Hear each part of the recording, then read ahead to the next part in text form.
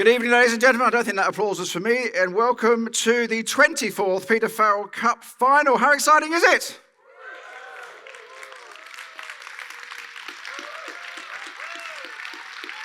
Pretty good. Very good start. So my name's Howard Parry Husbands. I'm the founder and CEO of Pollinate, which is a research company, which is kind of apt. And I'm your MC for this evening. And I also fortunate enough to be on the board of Planet Ark, so a lot of sustainability stuff. And other than that, I have had the wonderful privilege of seeing some of what you're about to see tonight, and I can only tell you you're in for a feast. An absolute delight. It's absolutely wonderful what you're going to be seeing. Also, ladies and gentlemen, we're on UNSW, obviously, here in the Roundhouse, and this is, as you're probably aware, as of this week, the most entrepreneurial university in the entire APAC region. Let's hear it for the UNSW. I know! Number one! So last week in Kuala Lumpur at the Triple E Awards, which is very prestigious, number one. And by the way, just so we're clear, the APAC region is like more than half the planet in terms of like geography and people. So there we go. So we're really the number one, full stop, if you ask me.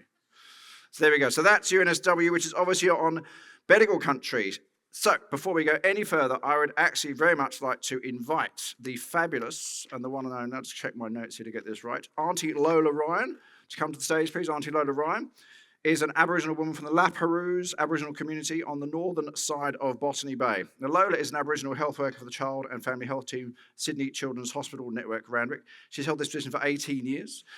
Her passion is improving the health outcomes for Aboriginal families with children aged 0 to 5 years, and to work on projects that can make a difference in engaging Aboriginal families to take care of their health and well-being as part of their family's needs. I think you're a living treasure, Auntie. Over to you. Thank you.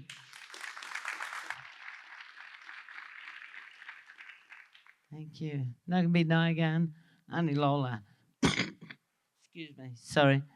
Naigan, Guli Darawal, La Perouse. Naigan, Nurunang Nalamanang, Bijigo, Naigan, Gemmaringai Darawalenga. Welcome, I'm Ani Lola. I'm an Aboriginal elder from La Perouse, and I am honoured to say that we are on the land of the Bijigo people. And I introduced myself in our Darawal language. Our Darawal language is, through many years of research, it's been brought back into our community. And it's been taught in our schools, preschools, and daycare centres. I'm trying to learn the language, hence why I say it slowly. Because my grandchildren are going to school and they're learning the language, and I don't want them to tell me off when they're teenagers and I don't know what they're saying. So at least I can reply to them. And so I always think it's a pleasure to welcome you all to the Peter Farrell Cup and for 2024.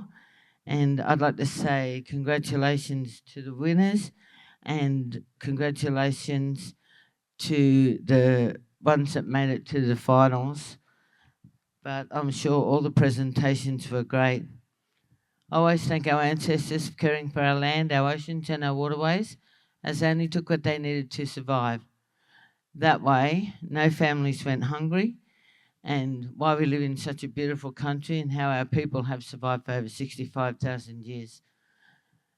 So on behalf of my ancestors and my community, I wish you all a very warm welcome, and I hope you have a great evening. And we are spiritual people. We believe our ancestors are always with us. So may their spirits be with you. Keep you safe on your journeys, wherever they may take you now and into the future.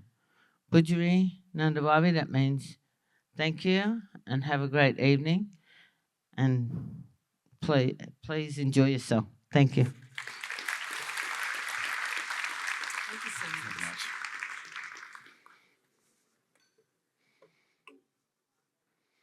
Wonderful. And you're probably wondering why the MC's already got a beer. It's been a taxing day today. But this, ladies and gentlemen, is proof of the success of the Peter Farrell Cup. This is Saw Zero. Okay, and this is a winner. 2021, this was one of the pitches, and it's the first ever tea-based zero alcohol beer. So it's a zero, so I won't fall over later. Okay. And that stands as living proof of what comes out of the Peter Farrell Cup, which is actually commercial success and innovative solutions. And you never know your luck. You might actually get the chance to have one of these later on if you're really lucky. So let me tell you a little bit about what's going on.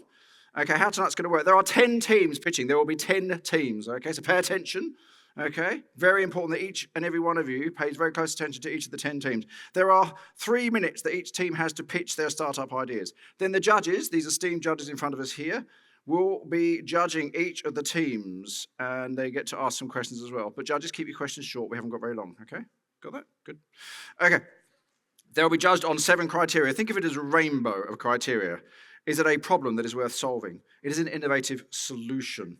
Is it a go-to-market strategy? Is it clear where it's going to be going? Is there a value proposition or some competitive advantage made from tea? Is there a business model? Is it going to get traction? What about the team and how good was their pitch? There's the 7 criteria that these judges in only 3 minutes each will be brilliantly assessing. Each of the teams will be pitching. But before we do that, should we meet the judges? Should we meet the judges? Why not? Yeah, let's meet the judges. All righty. Okay, very briefly, there's 3 judges. We have a gentleman called Attila Brungs, who may be familiar to some of you. He hangs around here a bit. He's the Vice-Chancellor of the University of New South Wales, quite a tall gentleman. I believe the tallest Vice-Chancellor in the history of Australia, but I just made that up. So maybe not. Walks around in a matrix coat. Is it true? You get that one. Anyway. Also handy at fencing. Fun fact, he's had a portrait of himself sold for $15,000. Not bad, is it? There we go. Asking price was 30, but, it's fine. Okay, enough about Attila. What about the other one? Hiba Kamis. Hiba, there we go. Hiba is the CEO and co-founder of Contactile, which is very cool. And here's the fun fact about Hiba, which is very cool. She's doing parkour. I know. I'm quite scared being up here, right? But you'd be leaping all over, wouldn't you? There we go. So that's Hiba, so that's 2. And bringing it home is Dr. Diana Zhang, the founder and CEO of Preview Health. Loads of fun facts here. First of all, concert pianist turned award-winning scientist. Amazing. Already too many strings to your bow. And PhD research was inspired by a lady who can smell Parkinson's disease. Winner. Fantastic. Okay, round of applause for judges, please. Can we possibly have a sore 0 for the judges? There we go. Excellent. There we go. Because it's a 0 alcohol beer. Did I tell you it's made from tea? Tea-based beverage. First ever innovation from Peter Farrell Cup. You get the idea. Anyway, so you drink as many of those as you like, okay, because they're 0 alcohol. There we go. So that'll keep you going. Okay, so that's how it's all going to work. So that's pretty much us. Let's talk a little bit about the prizes up for grabs. Ladies and gentlemen, 10 teams, 3-minute pitches. There's also this people's choice. You decide. So at the end, right, you're all going to have to get your phones out, do the bit of QR code, and get to vote. You have the power, people. You get to choose the People's Award. You are the people, okay? So that's one of the prizes, is the People's Award. So that's very exciting. We also have a second place award, a Trailblazer Award, a Next Big Thing Award. All the deans are going to have awards. And this year, ladies and gentlemen, we also have new Innovation Hardware Awards. There's 10 awards going on. And watching this, look at this. Top 10 teams are coming out also to talk to you. There they are. That's their logos in no particular order. How good are they? Those great little logos and names. You'll be hearing from all of those guys as well. And in total, we have $50,000 of prizes up for grabs tonight. Let's hear it. 50,000. I know. 50,000. Wow. Which is quite a few portraits. Sorry. All right. So that's pretty much where we're at. I think it's probably time to start the actual awards. What do you reckon? You excited? All righty. So, if you're okay with this, I think I'm ready. I'm going to introduce the first team. I got the nod. We're ready. We're ready to go. We're really excited. Okay, team number 1. So what I want you to do, when I introduce them, I want you to make a lot of noise. It's like a clapometer. Does that make sense? And there's 10 teams. I just want noise. I want you to welcome these people because they put a lot of work in. They've got some amazing pitches. I want them standing up here feeling like they are the most special people on the planet because they are. Ladies and gentlemen, team 1, Pickle. They do diesel differently. Let's hear it for Pickle. Hi, I'm Nico. I'm Jacinta. And together we're Pickle. We do diesel differently. And we do this by using algae biotechnology to bring diesel to farmers and rural communities. We're currently in the UK pitching for $1 million for the whole price. So unfortunately, as much as we'd like to, we can't be at the PFC in person today, but we are sending through our amazing delegates to speak on our behalf about our amazing startup. We hope you enjoy.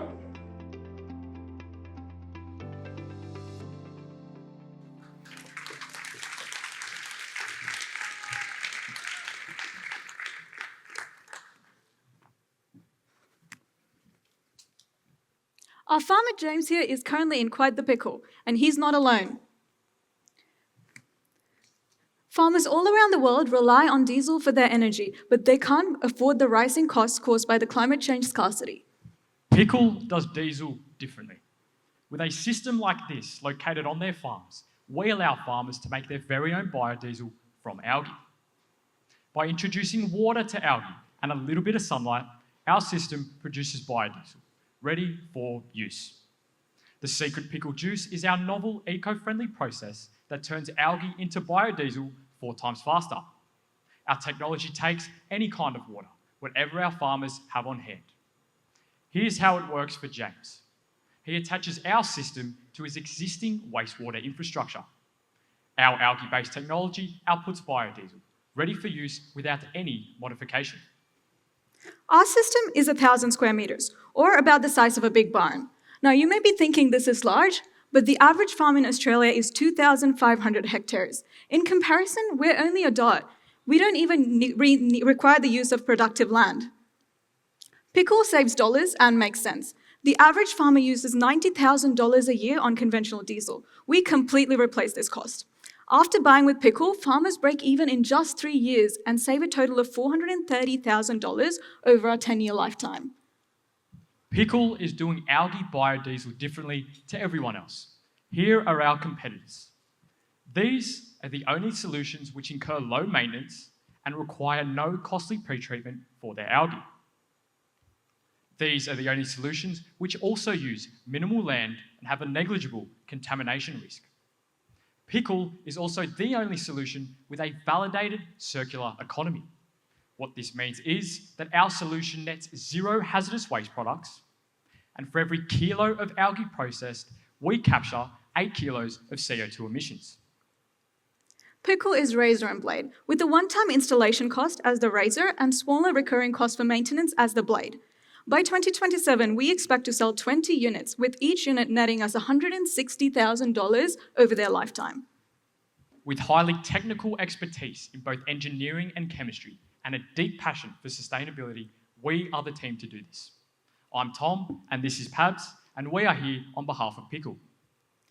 We're targeting fuel costs for crop farmers in our state and in our country. Pickle has traction. We've already established strong partnerships with some of the largest farmer co-ops in Australia and cutting-edge university labs. In Phase 2, we intend to use these partnerships to present at agricultural trade shows and demo days. Our mission is to replace 5% of world's diesel, eliminating 600 million tonnes of carbon emissions. By doing diesel differently, we give farmers like James the ability to safeguard their livelihood. Thank you.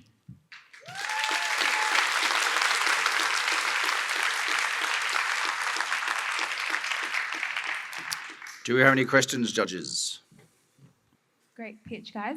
I was wondering, when you have spoken to these farmers, what is the biggest concern for them at the moment, and is it actually the fuel that's the problem? Yep, so the diesel costs have actually gone up by 46% in the last year, and this has been a big issue for farmers like in Australia and globally. And so that's our main target, to reduce these costs for them, because they save, like I said, they save $430,000 in 10 years. And it also makes us money, and also for the greener world as well, because it's actually net carbon zero, our system. So that's what we're aiming for. Thank you. My question is around, the size of the farm. So not actually geography, but in terms of revenue of a farm. So are you targeting a specific size farm? Is it smaller farms, larger farms? Who's going to adopt this first? So we're actually targeting all kinds of farms at the moment. So our system, one of our system is 1,000 square meters, but depending on the size of the farm, we can multiply it we can have as many as we want. Yeah. Exactly. So to follow on for what Bodhi just described, we offer both a scalable solution, meaning that we can accommodate any farmer's needs. So whether that be something small, such as 100 square meters, or even larger or smaller, our solution is able to be catered towards each unique farmer's circumstances. If I could just push on that again, the algae that you've got there clearly gives you an advantage. Algae is changing, so there's more and more research in different strains of algae all the time. How do you think you're going to keep up with that and maybe give farmers new options so they can have even more efficient diesel in the future? Yes, so we do have extensive ties and connections towards algae researchers. Both our Current team member Jacinta, for example, is a chemist with 6 years worth of experience. She's always working with algae as well as the extraction process. So she keeps right at the forefront of updates. And her team that she works with both in Sydney University and UTS, as you can see, we do have an advisor there as well. We use those resources very often and plan to, or anticipate, to stay again at the forefront of algae development and technology. All good. Thank you very much, ladies and gentlemen. And Pickle, ladies and gentlemen, let's hear for Pickle. Thank you.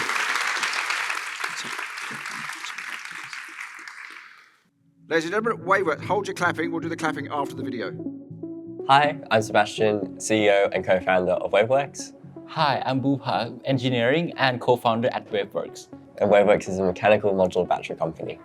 I'm studying renewable energy, and with renewable energy, energy security and sustainability become a big problem in the future. I'm also massively into sailing, so I have a lot of passion for the ocean.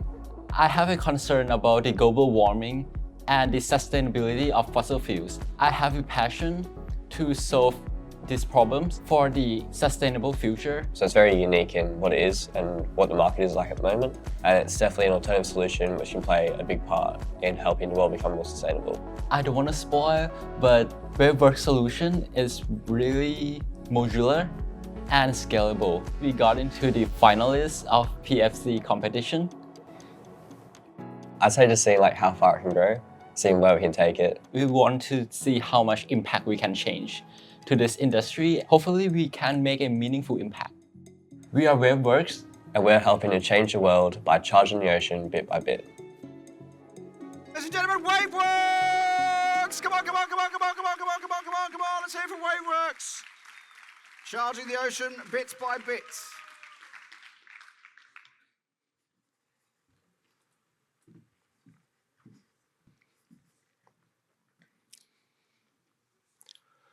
Waveworks, charging the ocean bit by bit. Waveworks is a mechanical, modular battery company working towards a more sustainable future. Here at Waveworks, we're a team of 3 college students who are studying engineering, sustainable science and business, and we'd like to see where Waveworks can take us. Also, a massive shout out to Bupa in the crowd. Current grid energy storage solutions face significant issues, preventing them from 100% grid storage capabilities. Grid storage is essential as we transition to a more sustainable future. Seen in this graph, solar power, highlighted in yellow, peaks during the day, while electricity demand in red peaks at night. Currently, to match these offsets, we rely heavily on fossil fuels. However, as we transition into the future, grid storage becomes essential to ensure we maintain 100% grid storage capabilities. Current grid storage systems include lithium-ion batteries and pumped hydro, which both see massive implementation and environmental issues, thereby limiting their effectiveness. This is where Waveworks comes into play. Our unique solution takes energy from the grid and stores this as buoyancy potential energy underneath the water. When required, it rises to the surface, releasing this power back to the grid. An example is this prototype of a mechanical system inside one of these batteries. Our modular system is comprised of multiple mechanical batteries. Each module is more eco-friendly, widely adaptable, and sustainable to pumped hydro and lithium options, making it a more viable option as we transition into the future. The total global energy market is valued at $1.8 trillion. Now, let me ask you guys a question. Who here lives close to the water? Exactly. Almost all Australians and 40% of the world's population live in close proximity to coastal regions, meaning that there is massive potential for global market reach and global market use. Ideally, our systems are best suited for densely populated coastal regions of Asia, Europe, and America. Domestically, Australia's energy storage market is valued at $11.5 billion, with projections to double in the next 10 years. The first steps we would take are the Hunter Renewable Energy Project, which sees 35 energy storage systems and the addition of offshore wind. For us, offshore wind synergizes great with our systems due to the pre-existing deep-sea cabling. Now, we're headed for a public-private partnership, but in order to get there, we would need to go through ARENA funding and actualize our systems in the Hunter Central Coast Renewable Energy Zone. We're currently working on acquiring IP protection and acquiring funds. We look forward to a brighter future by charging the oceans bit by bit.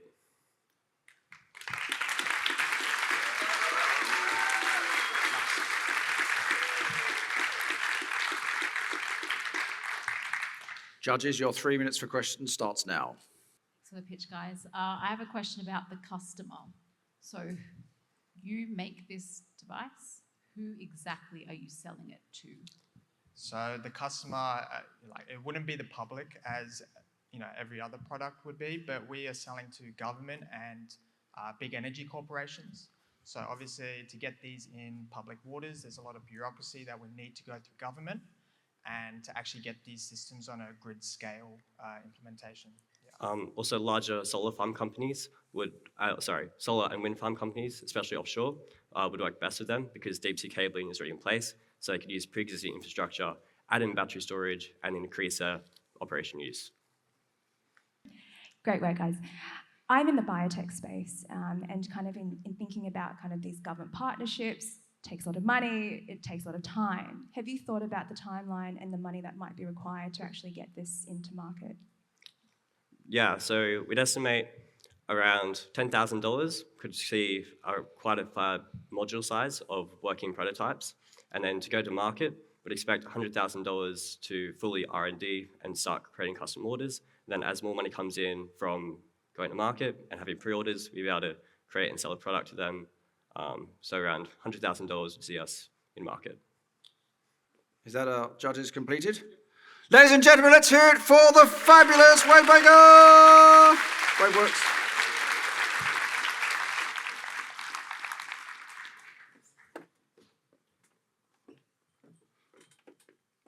Okay, so we've been on farm with algae, creating extraordinary resilience for farmers. We've been underwater with balloons, creating a party for the sharks. Next up, we're going inside. We're going, Arthur is. Hi, I'm Theatin. Hey, I'm Dan. And we are part of Atheris. So Atheris is all about feeling good inside, using an innovative polymer metal oxide within a capsule to absorb the hydrogen sulfide to alleviate symptoms from irritable bowel syndrome. I'm doing an MBA through UNSW.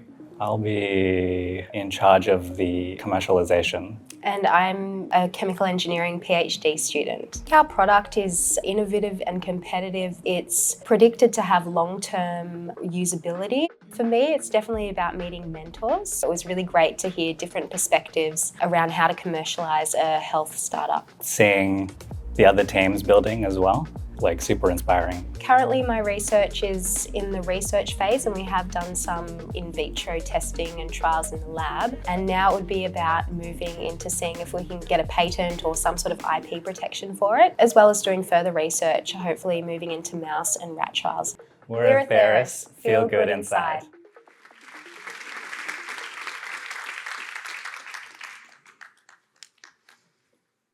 Eating dinner with families and friends.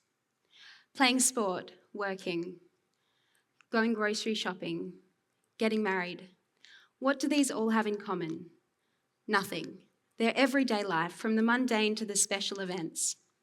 But what happens if you're trying to live with these, go about your everyday life, but you experience debilitating symptoms, diarrhea, and have to run to the toilet and not experience these everyday life events? That's what it's like for up to 1 billion people who suffer from IBS globally with diarrhea symptoms. There are 200 people about here tonight, which means that there are about 20 of you who have IBS. Don't worry, I won't ask you to stand up. There is currently no cure for IBS. There is dietary changes like the low FODMAP diet, psychological intervention to reduce stress, and medications that can be toxic and have side effects. It is more than just a medical condition. It affects people economically. There are limited treatment options, as well as the mental health burden due to stigma. So what's happening at the biological level? In the colon, we have good and bad bacteria. When the bad bacteria increase, they can produce hydrogen sulfide in excess, which can lead to symptoms of diarrhea and bloating. So where does Atheris come in? It is our mission that everyone with IBS should feel good inside. And to do this, I've come up with an innovative solution right here at UNSW in the labs during my PhD. Our solution is novel. It is a capsule and it delivers particles where metal oxide is encapsulated within the particles. So this metal oxide binds with the hydrogen sulfide. Currently, the market size of IBS globally is over 150 billion, and in Australia, the spend is around 1.5 billion on treatments and medications. If we can capture just 5% of the Australian market, this would be $75 million. Our business model is to sell online direct to people with IBS through a subscription model, and our product would be marketed as a supplement and as a backup as a medical device. The total cost to develop these capsules is very small, and most of that total cost is towards the bottle and labelling. Our competitive advantage is that we can use long-term use and have low side effects, and this is predicted with further research. It is affordable, which is incredibly important, as many people with IBS are diagnosed in their early 20s. Our commercialisation roadmap is that we have developed a minimum viable product which is on the desk of the judges this evening, and we now are seeking 1.8 million in funding, mainly to start with IP protection and legals, so that we can launch online in 2027. Our team is diverse and strong. We have researchers on the left, and on the right is our commercialisation and strategists.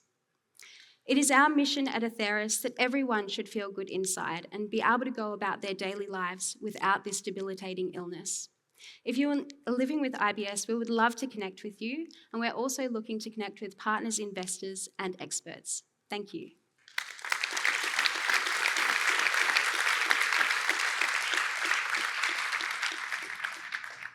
Okay, so the rest of the team's taken to the stage. Judges, your 3 minutes for questions starts now. Thank you very much. Again, excellent presentation. Why do you think the market is direct to consumer through the internet? We would like to focus on that model first. I guess we're currently a pre-startup, so that was the model that we looked into as the optimum commercialisation strategy, so that we can own the company and take it to the next levels. However, we are considering that there is plan B as well. So this would be selling direct to Big Pharma and licensing it through them so that they can distribute and manufacture it. Great work. When you talk about it being effective, what is the proof point for you in terms of actually working out if this pill is actually effective? Yeah, so currently in the lab we've developed the particles, but we've done testing to confirm that they work and they can absorb the hydrogen sulfide from the bacteria that produce it. However, we haven't gone to animal or human models yet, so that would be the next step of the research and development phases. So yeah, it would be confirming the symptoms that they're reducing, that sort of thing would be the benchmark. Do you know what kind of regulatory requirements you'd be needing to meet in order to take this to market? Yes, so the supplement has the least stringent regulatory requirements, which is why we were hoping to fit into that category. However, as a plan B, we are considering medical device because the product isn't actually releasing any drugs. It is just going to go straight through. So yeah, hopefully we can do the supplement. However, we would have to work with regulatory, the TGA or the FDA, to confirm if we can get it as a supplement. Thank you very much, judges. Ladies and gentlemen, Arthurs!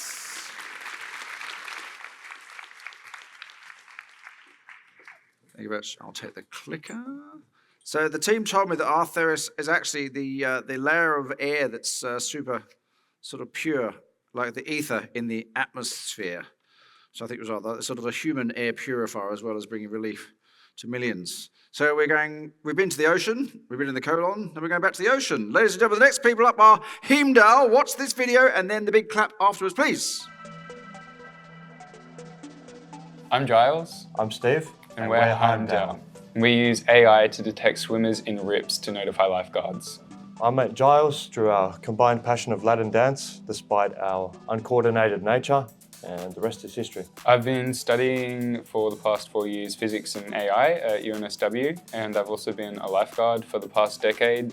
It became clear to me over the time as a lifeguard that rips were one of the biggest dangers to swimmers, and came up with the idea that using AI with cameras was a simple and effective solution to this problem. I've always had an interest in how we can automate certain things using AI, not only for the benefit of ourselves, but for the benefit of the community. There's solutions for education and emergency radios and red and yellow flags, and they're all needed and necessary, but they don't address the fundamental problem of swimmers being in rips, and that's exactly what Heimdall does. It picks up swimmers in rips. Heimdall, eyes on every wave. More lives we can save.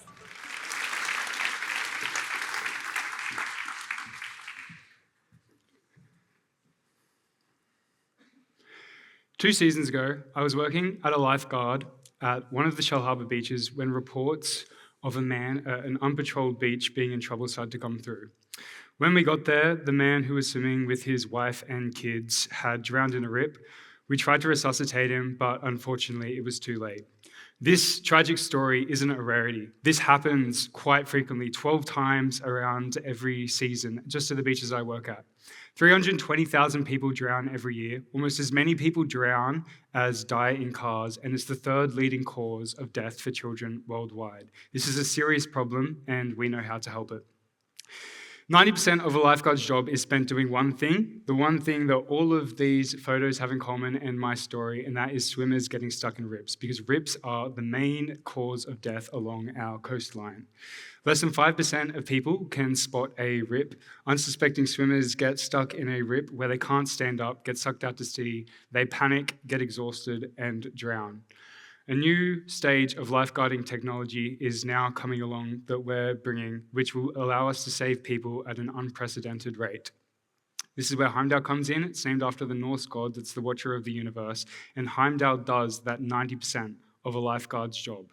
It detects swimmers in rips, and when that happens, local lifeguards are notified, and a lifeguard goes and picks them up.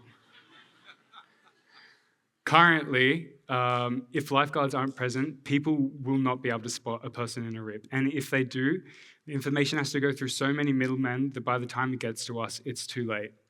My name's Giles. I have been a lifeguard for the past decade. I've worked with 5 surf clubs and 3 councils, and I'm in my final year of a physics and AI degree at UNSW. Stephen's studying commerce at UNSW, and he's setting up so many meetings to get our pilot program working this summer.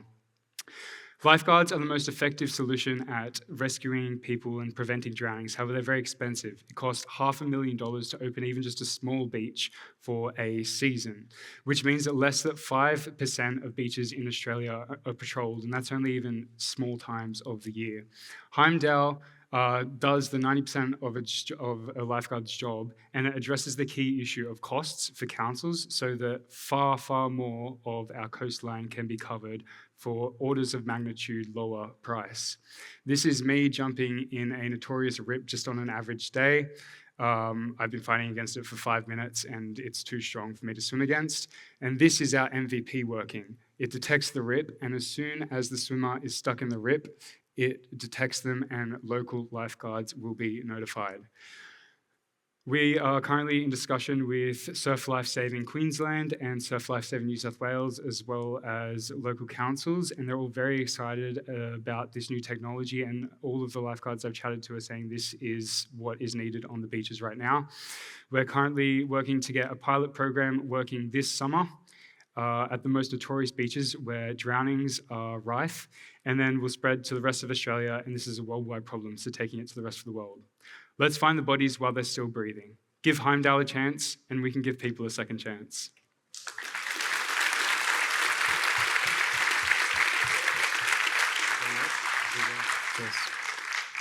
Judges, you have the floor.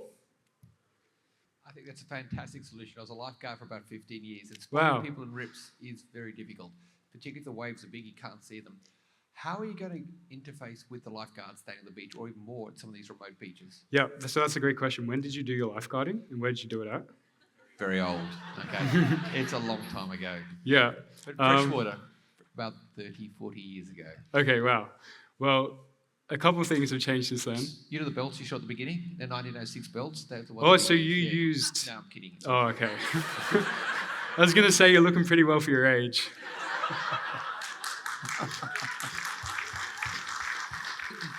So now most of the councils and surf clubs have either iPads or phones that every lifeguard has at the beach. And so what we plan to have is when a swimmer is detected in a rip that is positioned at unpatrolled beaches and parts of the beaches that lifeguards can't see, then it sends a notification to the lifeguards with how many people are stuck in the rip, where it is, and they get a link to the live stream. So they can then look at that video on their iPad and they can assess the situation to see if they need to go and check them out. This also includes rock fishing areas and unpatrolled areas of the beaches. Yeah, so by the main cause of death along our coastline is swimmers getting stuck in rips, and then the second biggest cause is rock fishermen getting swept off by waves, and they account for almost all of the drownings along the beach. And once we kind of get this down pat, then this technology we hope can also be used for the rock fishing application. If anyone walks along the rocks along Sydney, like Maroubra was one that I saw the other day and plenty of others, they've got signs up saying there's been 4 deaths here just on these rocks in these kind of places where rock fishermen have been swept off and have drowned. And these cameras can be placed in these hotspot locations and they can track the people on the rocks. And then if one of those people go past the rock boundary, then we can also have lifeguards notified. And what is so important in this situation is that time is really of the essence when it comes to these things. Every minute that passes is a 10% less likely chance of the person to survive once they're being resuscitated. And with rock fishermen getting swept off the rocks, we can get to them within 15 minutes with a jet ski, councils pretty much anywhere along the rocks. And normally we have so many rock fishermen that drown, like so many, all the time. But the thing with this is that we'll be able to know straight away when it happens rather than having to go through so many middlemen, so we can get to them really as quickly as possible. And one of the major incidents that actually inspired this whole solution was that incident in Little Bay on that rock fishing corner, and there was no cameras there. So that's how our integration will work. Yeah, that's one case at Little Bay that Stephen was talking about of 2 people that recently drowned.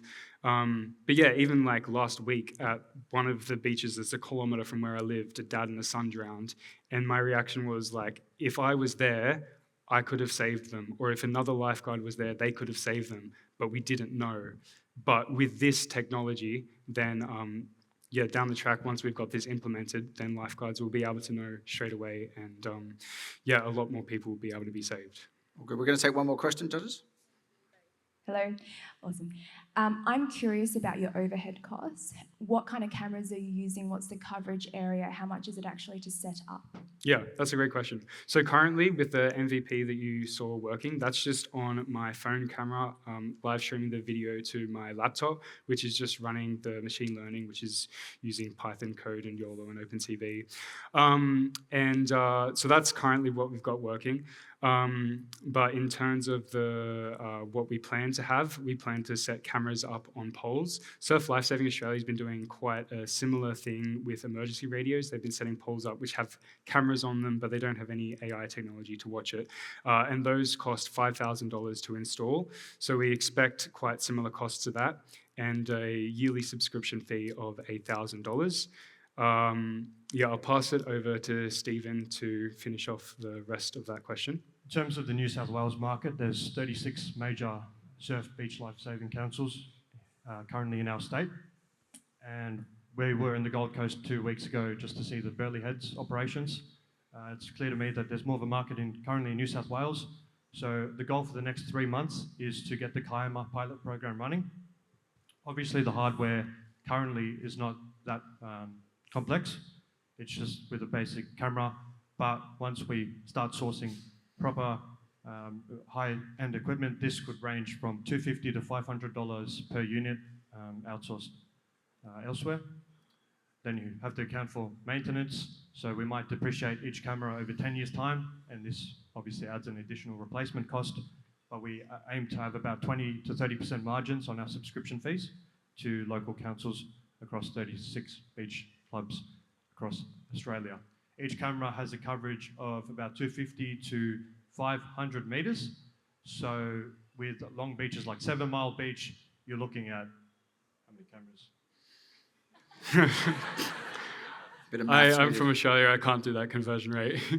I know I do a physics degree, but that simple math is not for me. Fabulous. Anyway, I think that's us for time then. Any other questions, judges? Okay. Round of applause for Home Down, please. So I was asking the team about Heimdall, and I said, what's Heimdall, where's the name come from? Is it some Scandinavian god who is the watcher of the universe that keeps people safe? They've put a lot of thought into this, haven't they, each and every team? The names actually mean something. Did I mention Saw Zero? Did I mention this? Zero alcohol. You could drink this on the beach and not need rescuing. Okay. Zero alcohol with tea in it as well. Just, how are they going, judges? You enjoying it? Yes? How much commission are you getting? None. This is purely a plug.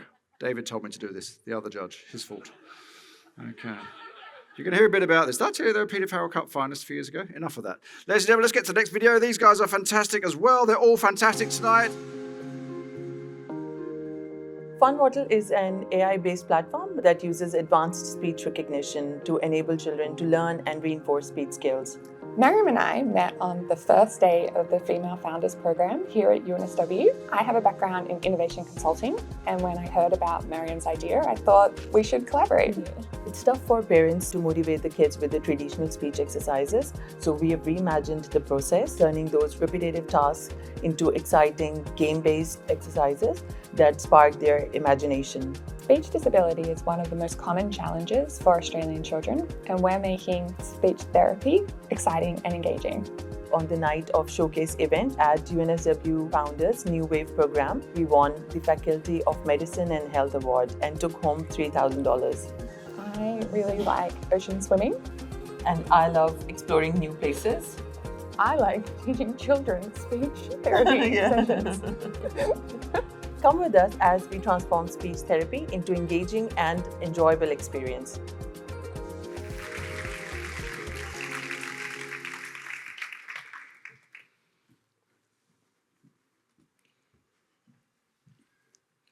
Imagine your child struggling to communicate, but their needs, thoughts, and emotions remain trapped inside. You seek the help of a speech pathologist, but the long wait list and costly sessions leaves you feeling overwhelmed and unsure of how to help. I'm Mariam Malik, a software engineer and a PhD researcher focusing on cybersecurity and AI. My brave son Amir, who is part of the audience tonight, and I went through this emotional turmoil when he was diagnosed with a speech delay before starting school. Amir is not alone. Almost 1 in 5 school-starting children in Australia suffer from a speech impairment. And if this problem is not timely addressed, it can lead to serious social and mental health issues. Australia faces a shortage of speech therapists, limiting the therapy sessions available to each child. And parents who play a critical role in the child's progress are often given nothing more than worksheet resources to support their child at home. This is what those resources look like. Paper-based tasks lacking the engagement required to spark a child's interest. As a professional in technology, I knew that I could create a better solution. So I've developed FunWattle, an AI-powered platform that uses advanced speech recognition and gamification to digitize the speech practice, making it fun and engaging for children, much like Mathletics did for math. Parents can access our clinically informed resources to support their child at home, and speech therapists can easily assign tasks and track their clients' adherence. Our users benefit from digital reinforcement the moment they leave their therapy centers. And the best part, our MVP is currently live and being tested by more than 10 families and therapists who are already seeing the benefit. We plan to offer freemium and subscription pricing model. But for the parents tonight in the PFC audience, our next paid pilot program is free to join. FunWattle stands out from traditional options with its AI-powered adaptive learning paths that enables effective progress. The global need for speech therapy is enormous. With FunWattle's efficient on-demand service, we aim to target 10% of the market initially. After winning a prize at the New Wave Showcase recently, we've spent time building relationships with the directors of largest speech therapy clinics across New South Wales. And next, we plan to participate in the Innovation Catalyst Award and partner with providers for B2B2C channels. We have selected a well-rounded team to build the FunWattle platform. And now we are actively looking to collaborate with more speech therapists to refine our content. If you're equally curious about empowering children, please help connect us with parents of children who need a voice so we can make sure that they're heard. Thank you.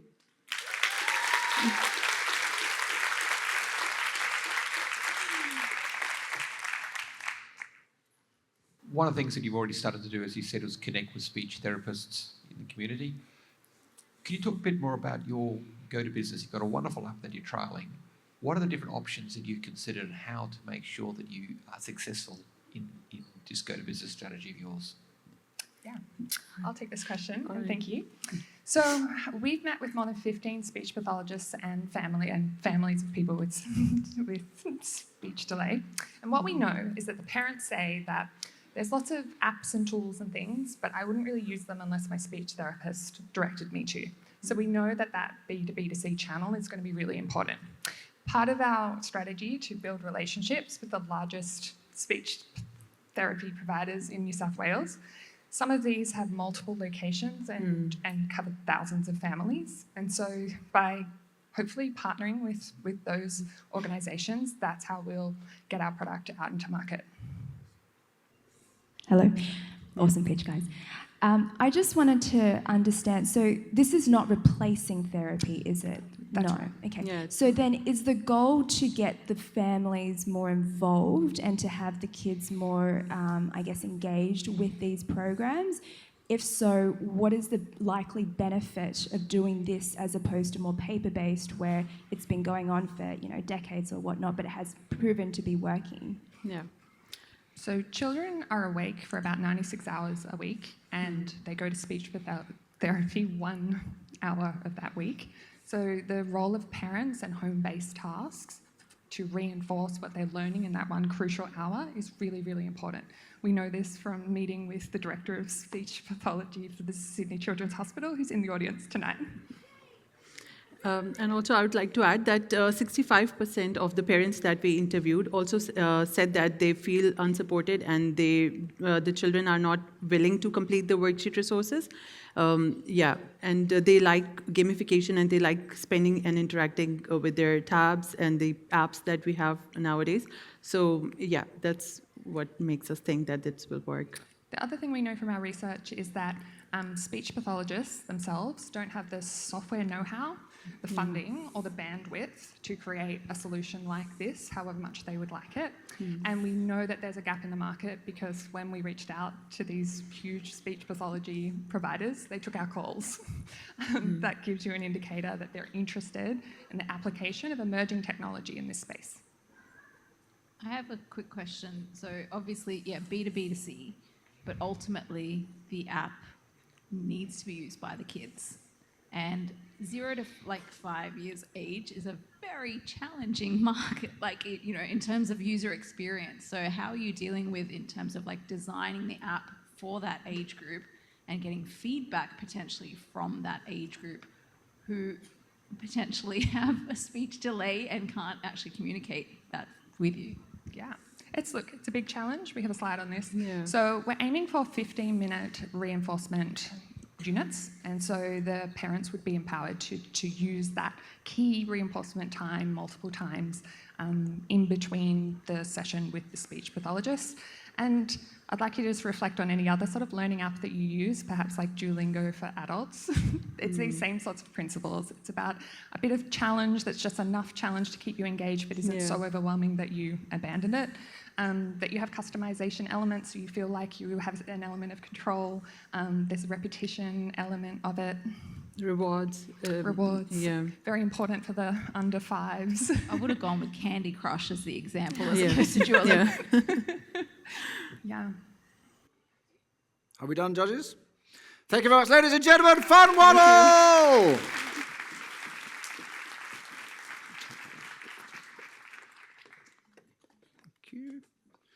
Is it a sign that the wattle is just currently blooming? I don't know. Oh, hang on. We're going to take a temporary metaphorical break, not a real break. You stay where you are. Well, ladies and gentlemen, what you're going to see next is Joule Espresso. We're Joule Espresso, and I'm Dan. I'm Max, and we are building a self-contained, off-grid, portable coffee machine which allows you to brew a barista quality coffee from anywhere. So after driving around Australia, I realized there wasn't a great way to brew a good quality coffee from my car. And then Max and I were able to connect at uni and just get brainstorming to solve the solution. Well, it's unique, and there currently just isn't a product which fills that market need. I'd say it's the opportunity to connect with the entrepreneurial and forward-thinking minds through the PFC. Prototyping some initial designs as well. It's something that's putting both my, engineering background to good use and also the facilities at the MCIC in the makerspace. Flat white, all the way. Yeah, stickler for a flat white. Large. If you like great tasting coffee from anywhere, then power up your brew with Joule Espresso.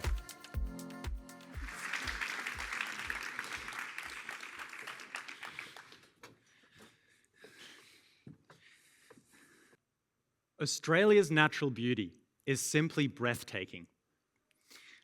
Pristine beaches, untouched nature, no crowds, unparalleled freedom. I experienced all this during a recent adventure across the continent. But one key thing was missing: the perfect cup of coffee. And I'm not alone. 15.3 million four-wheel drive, caravan, camping trips, and 14.3 billion spent in 2023 alone. It's clear we're a nation that embraces the outdoors. And Aussies adore coffee. But we don't just love coffee. We've elevated the experience into an art form. Yet sadly, there's no elegant solution which blends our love for great tasting coffee with the outdoors. Products such as the AeroPress, French press, or mocha pot, yeah, they make coffee, but not the real deal. They fail to generate the extensive pressure required for a true espresso, and their excessive cleanup means they're not exactly camp-friendly.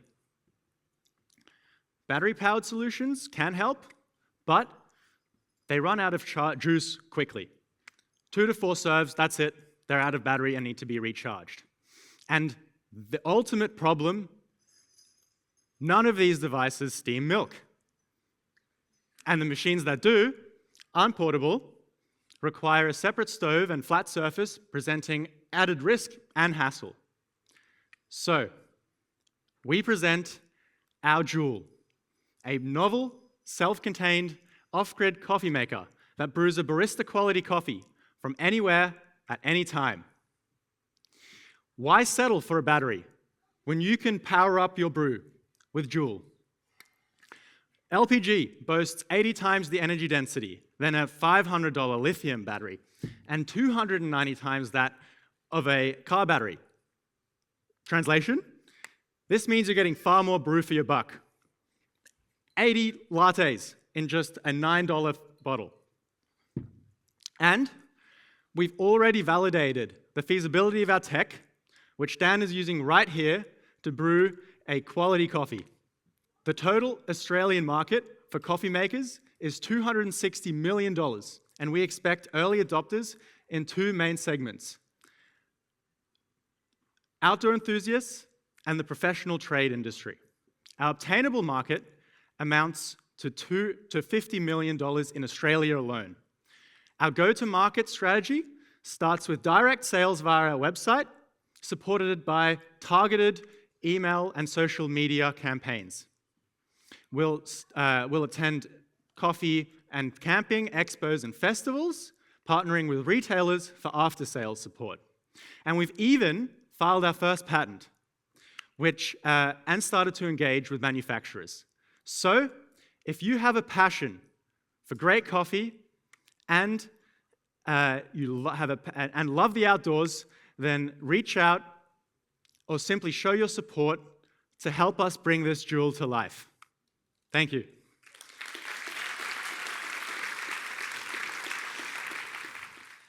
Do we take questions from the judges? Yes, so any questions, please? Questions from the judges? Bonus points for literally having an open flame on stage, I think.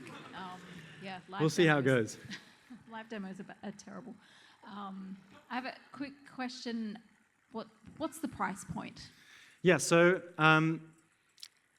right now, we don't have an MVP yet, but what we do have, we'll see how it goes, is a bit of a feasibility study. So believe me or not, but it actually does brew a coffee, and it has technology that's on par with premium, so in the $3,000 to $4,000 price point, domestic espresso makers.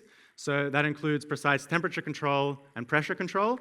However, we're thinking around $1,000 to $2,000 price point is probably more realistic. But yeah, that's obviously down the track, and but that's our expectation at the moment. Follow-up question, please. Have you spoken to these caravanners and camping people and suggested this type of price point, and what has been the feedback? Yeah, so Australia really has a unique coffee culture, and it's quite incredible. There are people that spend thousands of dollars on their four-wheel drive setup, on their gear, and so mixing those two, I guess, areas, we're hoping that people will spend the money. I mean, if people are willing to spend, let's say, $2,000 for a machine they have at home, then what if we had a machine they can use both at home but also take with them in a nice portable form factor? If you're a tradie, let's say, you can put it in your ute of your car, you can chuck it in the back with all your other tools, and if you're if you're going forward driving, chuck it in the boot of your car. But yeah, so basically from my own experience, we've talked to people when we were driving, and it's a topic that frequently came up. It's annoying watching, for example, someone pull out their jet boil and then putting their mocha pot on top, and then a gust of wind comes, and then everything falls over, and it's just not convenient. And so obviously it's a conversation that sprung across a campfire talk over a beer with us a few times. Now obviously asking people to buy the product is a different story, but I think there's definitely interest out there. Work, guys. Awesome. I must be one of the 30% who don't like coffee. So, I'm wondering how much of a global problem this potentially could be. I mean, like you talk about how this, Australia has a huge kind of coffee culture. How much of a coffee culture globally is it? Yeah, so for us, I mean, if we realistically were to take this to market now, we obviously, we know the Australian market at least a little bit. And so I think it'd be realistic to start here, build our first product, have our first sales. So our go-to-market strategy is starting our first revenue through direct sales. And once we have our first revenue, I think a really important thing is then gearing up to negotiate with existing retailers, because it being such a technical product, as you can see, problems are going to occur, and we need support and after-sales support, workshops to actually fix problems when they occur. So before we take it to any, let's say, retailers like forward driving brands or BCF, we definitely want to have a support network. And at that point, I think, at that point, I guess we can look at expanding. And I think we'd follow similar strategy overseas. I don't know if that would involve using the same the same global companies that we're using to stock our products here, but I think as a strategy, we'd start here, assess, then probably move overseas. Yeah. Very much. Thank you. I reckon these guys get a bravery award for bringing a machine onto the stage. So what we're going to do, right, is we're going to give you a challenge. You've got to fix it out the back, and we want espresso martinis at the end, all right? How's that? Sounds like a plan. It's 260 espresso martinis. Just, you better work. We've got a lot coming. Excellent. Let's have another round of applause for the bravery of bringing the machine on. Thank you. Good on you guys. Okay, so that was the coffee. That's all good. And what we're going to do now is, I'll just check I've got the right one. Yep, we have. All good. So, Dodie AI. Hi, I'm Jess. I'm Alex. And we're the co-founders of Dodi.ai. We are a software that puts teachers in the pilot seat of AI-powered essay marking technology. We met at the end of high school and we've known each other ever since. And when this idea came up, we thought to do it together, and here we are now. I've been an English tutor for a number of years, and what I saw was that students desired a far greater amount of feedback on their writing than teachers at school were able to provide. I feel like we're a very grassroots movement, and when we launched it late last year, it really resonated with students, and that was seen by the slightly viral spread that we got without any marketing, just people spreading it to their friends. I'm really excited that we recently crossed the threshold of over 1,000 students on our platform and over 10,000 responses that we've helped mark so far. We're really excited for you all to meet Dodi because we think it's how we can harness AI in the best possible way for education.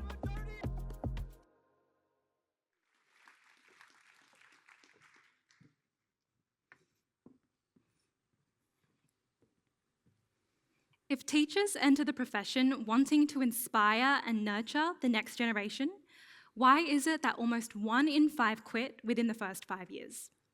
A recent study by the Black Dog Institute found that 70% of teachers report having unmanageable workloads. Almost half of teachers surveyed were considering leaving the profession. And all of this has resulted in a perfect storm of unfilled teaching positions reaching an all-time high.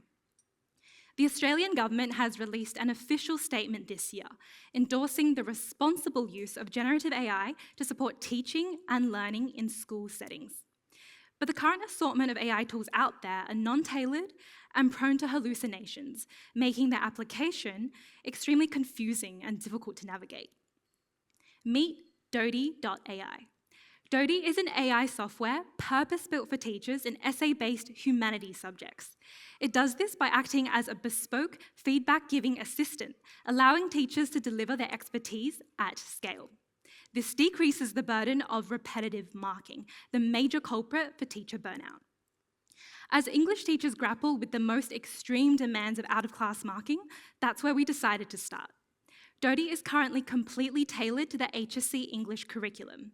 It knows the texts inside out and is trained on proven best practice writing frameworks, additionally powered by my degree in English literature. We launched a B2C version of Dodi late last year with a freemium tiered subscription revenue model. It's grown mostly through word-of-mouth momentum to more than 1,000 students, giving personalised feedback on over 10,000 pieces of writing. And the students' thoughts? A wall of love. We're committed to maintaining a forever free plan of Dodi, but many of these students have already opted to become paying users. So with a validated product already loved by students and the growing acceptance of AI use cases in education, the time to bring Dodi to teachers is now. Transitioning to a B2B model is how Dodi can make the largest positive impact. Beyond just the social impact, the high school edtech space is a large and rapidly growing opportunity.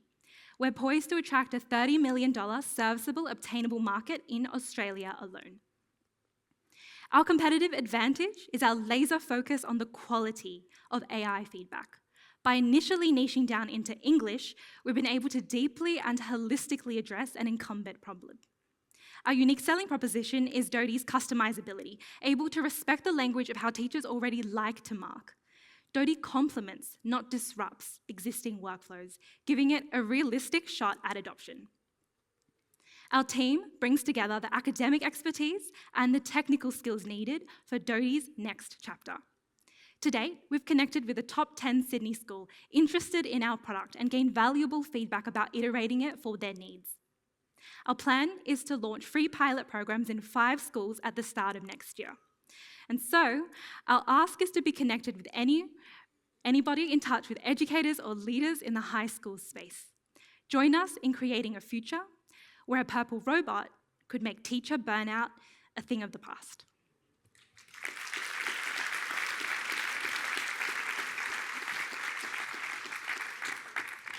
Okay, judges, it's your 3-minute moment to shine again. What have you got?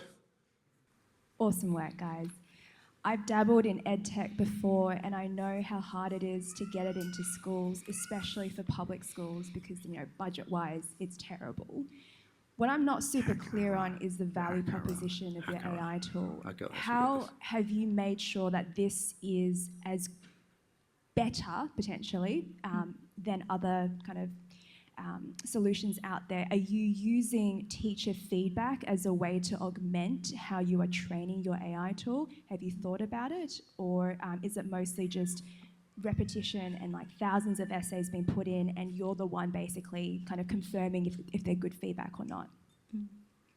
Thank you for your question. So the way that we assure the quality of Dodi, which is our highest priority, is 3 layers. So the first layer of how the tool works is that it's trained on a highly specific text knowledge database. The second layer of how the tool works is that it's trained on best practice writing frameworks. And this has been primarily powered by my personal experience being an English tutor of more than 5 years, as well as my degree in English literature.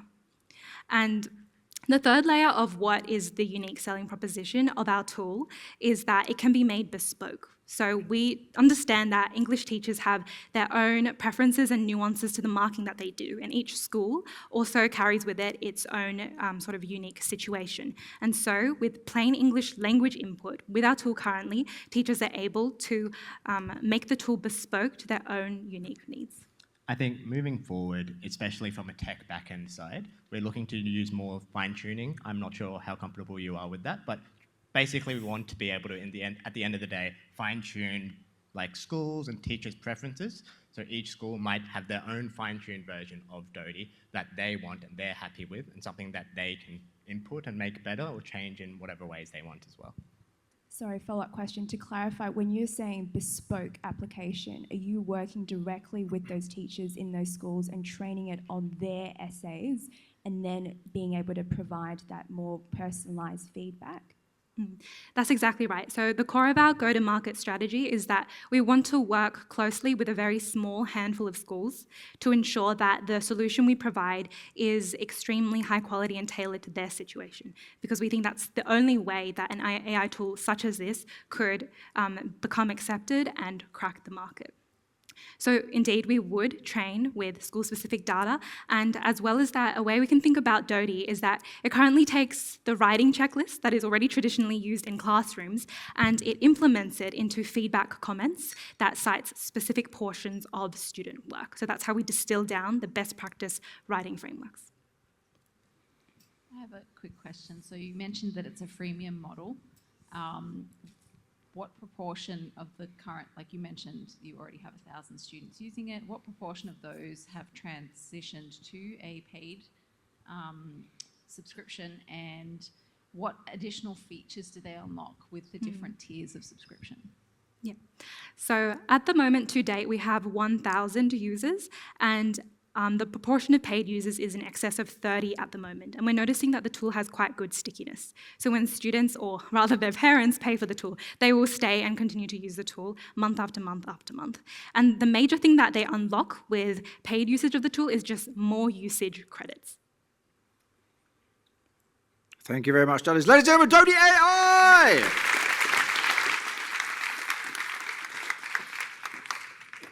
Okay. The next team up is the fabulously named Hack-A-Rah. We're Hack-A-Rah Medical, and we cut the time to diagnosis for heart attack patients. So we took up this course from the School of Biomedical Engineering, which is clinical immersion. So we met there. A particular experience we had during clinical immersion was we saw an emergency heart attack patient come into the hospital. And we want to try to make the entire situation a bit more smoother for the doctors as well as the nurses, the paramedics involved. One of the things the paramedics complained about was the noise artifacts in the ECG signals they take while the vehicle is moving. We thought if we want to reduce the call to balloon time, we could maybe make the ECG signals cleaner. Our observations came from a clinical environment, which is somewhere you don't find a lot of engineers. I think that makes the solutions that we can come up with more unique. We are Hack-A-Rah, and we are looking forward to improve the outcomes for cardiac patients.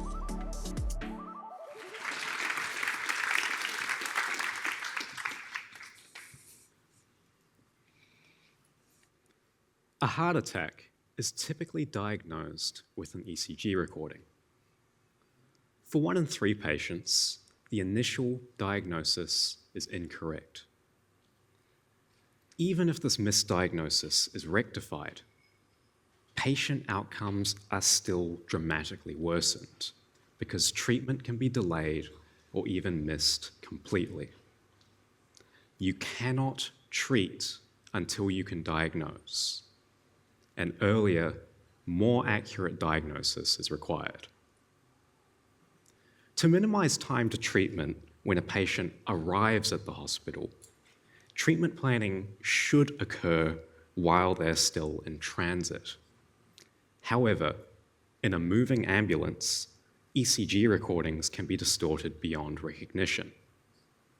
This means we have no reliable data collection during a critical decision-making period. At Hackera, we are cutting the time to diagnosis by making in-transit monitoring possible. By measuring the impact of vehicle motion on ECG signals and subsequently compensating for that motion, we allow clinicians to use ECG as a diagnostic tool more often and more reliably in previously impossible conditions. Our solution will be of greatest interest to ambulance services. In Australia, these organisations are primarily owned by state governments. We estimate our national target market to be worth around 150 million. Our business model consists of a one-off hardware installation and software support contracts tailored to specific organisations. The sensor hardware being installed is complementary to existing ECG machines, not a replacement. This keeps the cost within budget for a typical ambulance service. We are currently in the early stages of developing our core motion filtering technology, with plans to work alongside clinical partners to design the final product.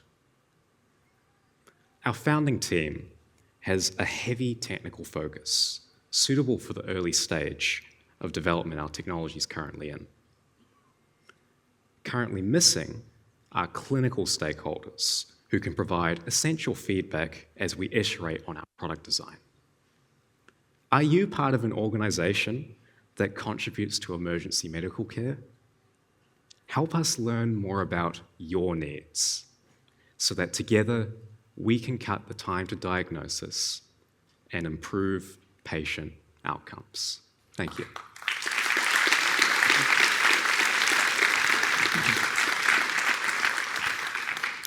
Judges, it's your 3 minutes to shine again. Could you talk a little bit more about the solution itself, the technology? So you mentioned the hardware installation and that it doesn't replace the ECG. So I'm assuming that the 2 signals would be sent to an offsite server. Is it more of is it a sensor fusion, or is it simply just using the hardware? Which I might have missed it, but I don't know what it is. Is it IMU data? What's going on? Yeah. So you're right, there's 2 different signals here. We have the original ECG signal, which has been affected by motion artifact, and we have measurements of the vehicle dynamics.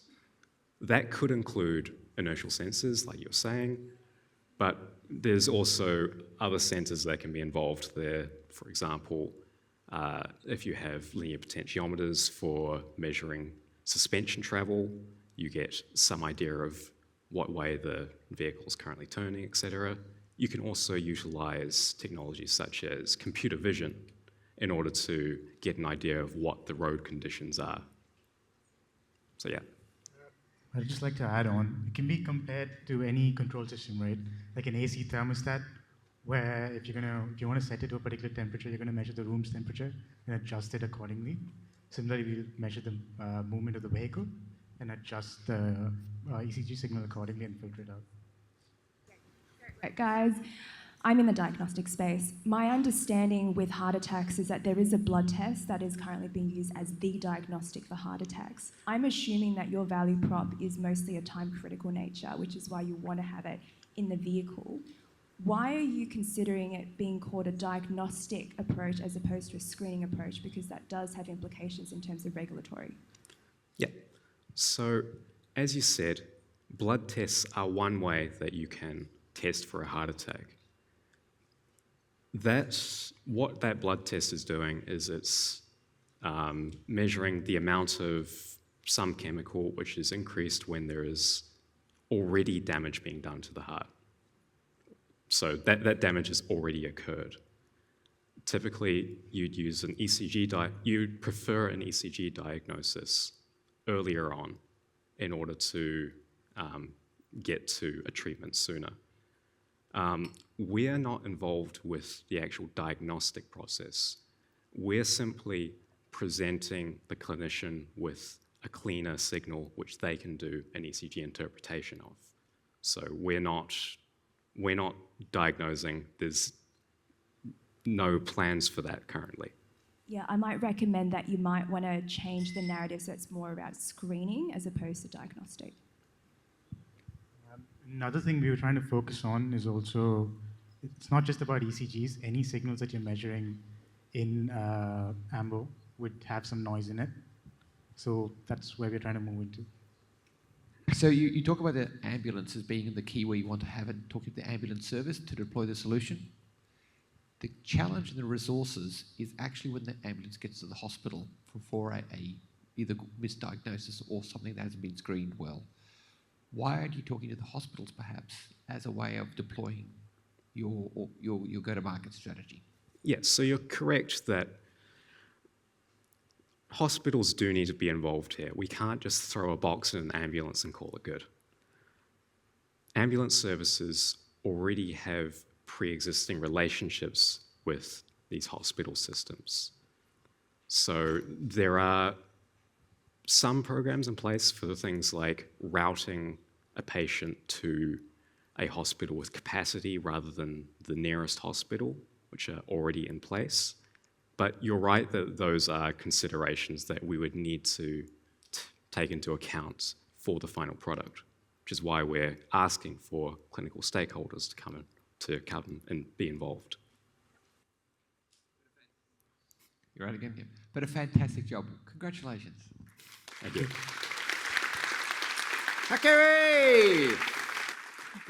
I don't know if I've mentioned this, but obviously there's lots of reasons why we can have, ill health and heart disease and issues like that. And one of them, of course, is drinking. And this is a better alternative from a health benefit perspective. It's called Source Zero. I don't know if I've mentioned it, but they were actually a Peter Farrell Cup finalist a few years ago. Did I mention them? Judges, how are yours going down? You enjoying them? Yeah, excellent, good, excellent, good, well done. Excellent, right, 2 more to go. You excited? You excited? You got your thoughts? You're going to try and pick a winner? Okay. Who's next up? Watch the video, because next up you have the fabulous Resdemu. Hey, I'm Sam. I'm Kavika. And we are Resdemu. We're making your sensitive data unhackable. We met through CSESOC. I was studying computer science last year, and now I study medicine. And I'm studying computer science and economics. I saw the problem of healthcare data being secured extremely poorly right now. I realised quickly that that problem was applicable to many more industries, including defence. I wanted to combine my passion of IT and helping people through medicine, and this was the perfect opportunity. Existing solutions in cybersecurity tend to be either really flexible and not that secure, or really secure but not that flexible. Our solution breaks that dichotomy by providing both the security that is needed to secure the most sensitive of data with the flexibility that enterprises need. I would say doing the pre-accelerator and then getting into the top 10 in the PFC. Well, we're definitely looking forward to the pitch that future us are hopefully about to do on the stage, and beyond that, a pilot program that we're hoping to do in a part of defence later this year, as well as bringing our technology to as many clinics as possible. We're Resdemu. And we're making your data unhackable. Medibank, 10 million. Anthem, 80 million. Medisecure, just last month, 13 million. Around half the people in this room have had their medical records hacked, whether they know it or not, and they're available on the dark web for the price of a pizza. Imagine needing to be prescribed painkillers and discovering you can't be because someone's been feeding their addiction using your identity, and now you're in the system as having a history of substance abuse. Cyber attacks devastate individuals and destroy trust in businesses. And in our increasingly volatile world, the custodians of our most sensitive data have not just some corporate responsibility, but a social obligation to keep us safe from those who would violate our privacy, invade our lives, and sow mistrust in our society. But in Australia, there's another cyber attack every 6 minutes. If there was one when I walked on stage, there'll be another as I walk off. In the US, 500 million medical records have been compromised since 2009, meaning the average American has had their medical data stolen more than once. And globally, the number of cyber attacks against healthcare providers is rising by 71% every single year. I'm Sam Brew, the founder of Resdemu, and we want to end mass data breaches once and for all, starting with our most sensitive data in healthcare and defense. Current systems for handling this data have a central server in charge of a database, like a guard in front of a big digital vault who goes in and gets the documents you're allowed to access. If you can bribe that guard, if you can hack that server, you get everything all at once, just like Medibank and Optus. But with Resdemu, each document is wrapped in its own microvault, meaning even if you can get past the guard, you can't access or change anything without the right keys. This forces attackers to break into each document individually, making mass data breaches mathematically impossible. Our tech runs on client computers, like those in a doctor's office, and transparently handles these microvaults, meaning it's compatible with nearly all existing software and workflows. We initially want to license our tech to small Australian health clinics. They have the same high data security requirements as larger providers, but are much easier to sell to. And we also have traction in the defense market. Together, we're initially hoping to capture $37 million of the world's $30 billion healthcare and defense document security market. And long term, we want to be the go-to solution for data security the world over. To make this happen, there's me, our technical lead, Kavika, our programmer turned doctor in training, and our advisors. Pete, the former head of AI at Leonardo and a cybersecurity expert, Brendan, a world-class startup mentor, and Matt, our defense advisor, whose headshot, I'm afraid, is classified. We're also in talks with a commercialization mentor to help us bring our tech to market. Since starting our journey, we've completed a National Defence Tech Bootcamp, as well as UNSW's own pre-accelerator, where we were selected as one of 3 defence finalists nationally. With a white paper written and our MVP in development, since applying for the Peter Farrell Cup, we've spoken with 2 high-profile investors and begun talks for a pilot program later this year. If you want to join us on our journey, if you're a custodian of sensitive data yourself, or if you have connections who can help us, I would love to chat after this. Together, let's make your data and everyone's data unhackable. Thank you so much.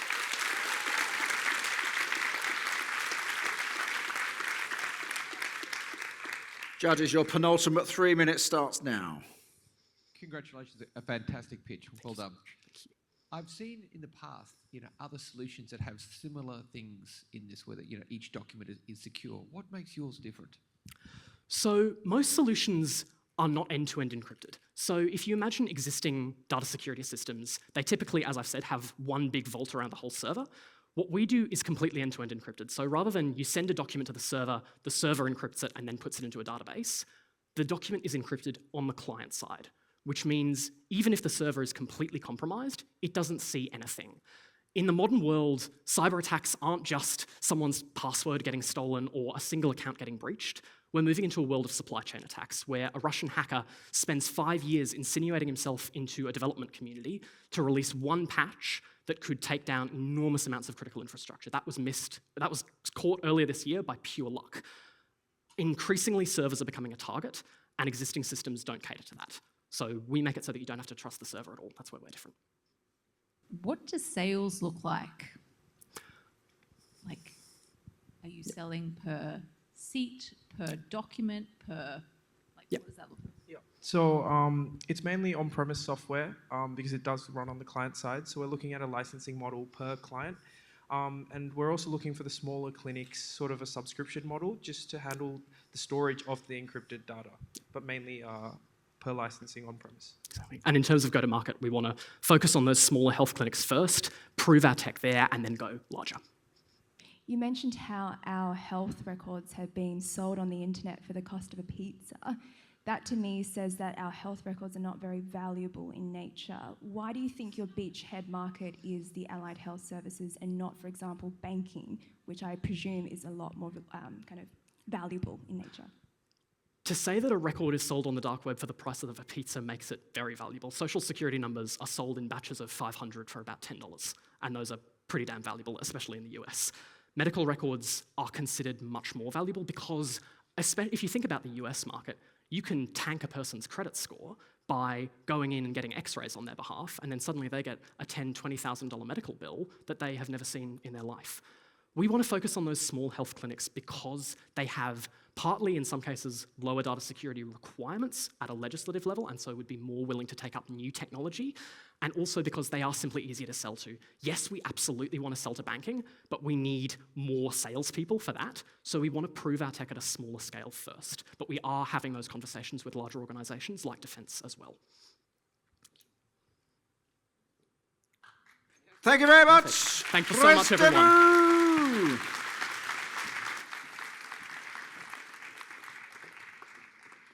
Okay, ladies and gentlemen, we're down to lucky last.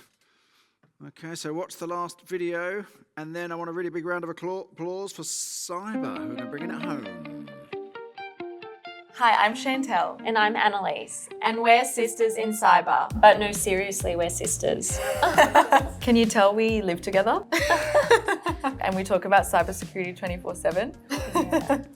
Only 4% of cybersecurity startups are female-led, and we hope that through our school education program we'll be able to entice young girls to enter a career in STEM. The ramifications of cybercrime are devastating and people lose life savings, their identity can be stolen. With just greater education, all of these issues can be proactively prevented. A highlight has been signing a book deal to release a children's book to teach kids on phishing and that not everything online is what it seems. We're traveling to Singapore to present at a cybersecurity conference, learn from the best in the industry, bring that back to what we do with schools, and through our app is really something that we're thrilled to do.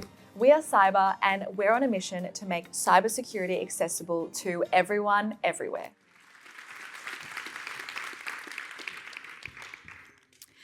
This is Mac, a 17-year-old boy who met someone online that he trusted. After receiving intimate photos from them, he felt compelled to send his own. Only this wasn't a young girl.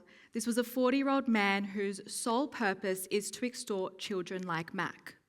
Despite paying him, Mac's photo was sent to everyone he knew. 1 year later, Mac took his own life. This is the story of sextortion, a crime that has increased by 400% over the past 18 months, and yet a crime that is completely preventable with education and the right technology tools. Introducing Cyber, the cybersecurity startup founded by industry experts with 16 years' experience that I left my corporate job to pursue full-time. Cyber delivers cybersecurity training to schools and businesses, and now we're building an app to proactively fight against sextortion. This is the app that we're developing using cybersecurity intelligence techniques from the corporate world to allow users to assess and validate the legitimacy of any online profile. Through facial recognition scans, AI detection tools, dark web monitoring, even coding our very own agent with real sextortion conversations to alert users when their messages are beginning to lead to this. The app then provides users with a suspicion or safety rating. We've also worked with educators to develop educational resources and aim to deliver school workshops as cybersecurity enters the curriculum. We know that schools are a really hard market to break into, but we've begun making inroads. Fortunately, there are a number of players that are working to improve children's online safety, and we see them as collaborators, not competitors. However, there is a gap that exists when it comes to technology solutions for children, and that's where we see our app as the first of its kind. Rather than a parental control that targets parents, our tool empowers children directly. We know that children bypass parental controls and they don't speak up. This tool is for them. Through a B2C subscription-based revenue model, we estimate we could generate $600,000 in revenue in year one when targeting 5,000 parents on a base subscription. We've validated our ID works, met with the Federal Minister of Education, schools, associations and students, and we've engaged the eSafety Commissioner and the AFP. We aim to market the app, leveraging our global speaking engagements, media and partnerships. We're backed by an incredibly talented advisory board with expertise in media, entertainment, education and pedagogy. At this stage, we're bootstrapping development and aim to take this all the way to MVP by January 2025. So if you'd like to join our pilot program, please scan the QR code. And if you know any businesses or schools that are looking for cybersecurity and education, help us spread the word. In sharing our work with Mac's father, he said, "If Mac had this app, he'd still be alive today. Sadly, we can't save Mac, but we can and will protect children against sextortion globally."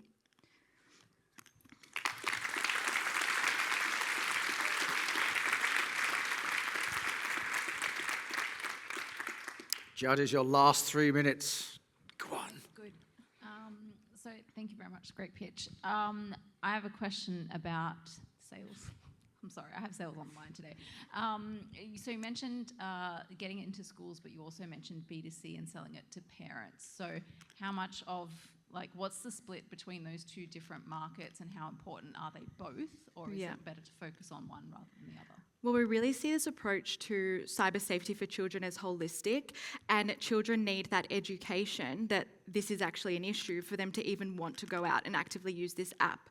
So our aim through what we've been doing the past few months is getting into schools, educating students about cyber safety issues, but then this app targeting parents as the people who will be paying for it for their children to use, and them being our customer base in this regard. But we do want it to be an end-to-end solution in both education and the technology that comes with it. And we really just want to build trust with the kids. So we try and develop videos that get posted on TikTok and Instagram, that platforms that we see they really heavily use, so that there's like a face to the brand and they can know and trust us. And how is the bridge between the school and the parents? So you're going into the school to provide education to the children. How do you then meet the parent or get that trust with the parent? Yeah. It kind of goes, I guess, in the reverse. So we found with schools, the parents, they're the customers of the schools. So the parents are the ones that are to bring us in, and we build that trust and that connection with the students so that they're able to really delve into the app and use it. And it's kind of, I guess, a cyclical kind of relationship. Great work, girls. In light of recent news this morning with the Prime Minister, establishing new policy, which I'm sure you already know, how does that affect your market? Yeah, it's very timely that happened this morning. I think it's such a nuanced problem. It's not just one solution fix all. And unfortunately, when I see this solution being implemented that is legislating what age students can use social media, that just introduces the problem of, so now it's illegal at a certain age to be on social media. So what happens when these kids are engaging with threats? It's going to impact their willingness to speak up even more than ever. And that's why I think this tool just proves now why it's more needed even more than before. So yeah, that's my take on it. Anything to add? Yeah, exactly. We're just like, I guess, we work in addition to all of those programs and those legislations that are being implemented. We're not to be replaced. I guess we complement one another. Again, congratulations and great presentation. It is such a good idea, and you're working with schools in that cyclical motion, but how are you going to scale that? Because, you talking to every single school in the region or the state is not the best way. Yeah, for sure. I guess we see our business as, we've got this app that we're developing that we feel is separate to the line of business of educating schools and students. So the app is something that's more scalable in that sense that we could target so many customers globally, because it is a parent customer market, and we know that last year 75% of parents of 13 to 17-year-olds invested in parental control tools. So we kind of see them as separate, but at the same time, they complement one another very nicely. But yeah, that is our goal, to market to parents individually, but also using the education that we do in schools to complement one another, if that makes sense. Yeah. Wonderful. Thank you. Woohoo!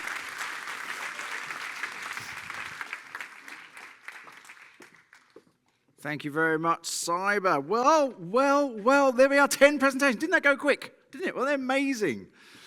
So there's 3 people here who've got that's an impossible task, isn't it? Luckily, we have a Parkinson-sniffing pianist parkour painting subject panel of judges that I'm sure will nail it, right? No pressure, you have 10 minutes. I'm going to dismiss you now. David Burt, you're the adjourner of the judges. Please take them into a room, lock them away until they make a decision, and they only have 10 minutes. All right, first of all, ladies and gentlemen, we're going to start with the Dean's Awards. So the first person I would like to invite to stage is Professor Sven Rogi to announce the winner of the Dean of Science Award. Ladies and gentlemen, Professor Sven Rogi.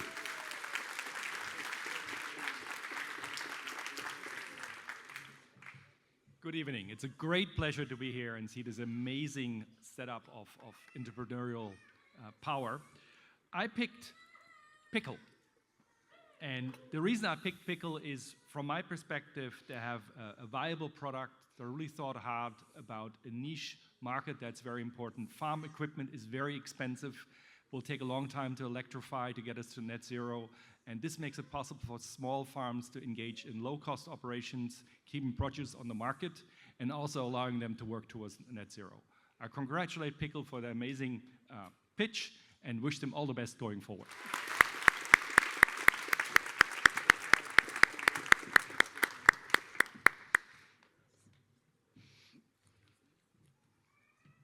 And just hang there for your photo. Wonderful. Another round of applause, please. How good was that? Okay, following science, we have arts, design and architecture. I would like to invite Professor Claire Annesley on stage to announce the winner of the Dean of Arts, Design and Architecture. Ladies and gentlemen, Professor Claire Annesley.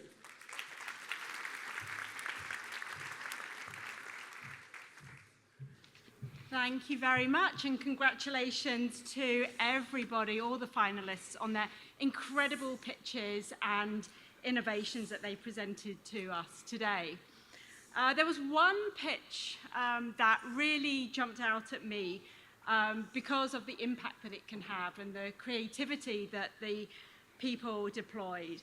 And it addresses an issue that this team were clearly massively passionate about, and it's an issue that I'm really passionate about as well.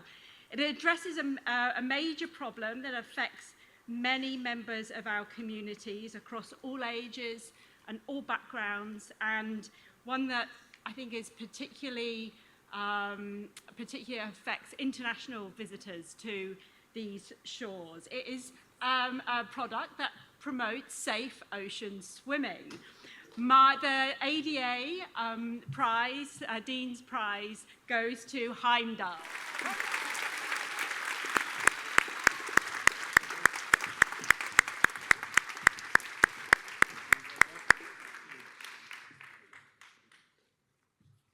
Round of applause again, please, for Heimdall.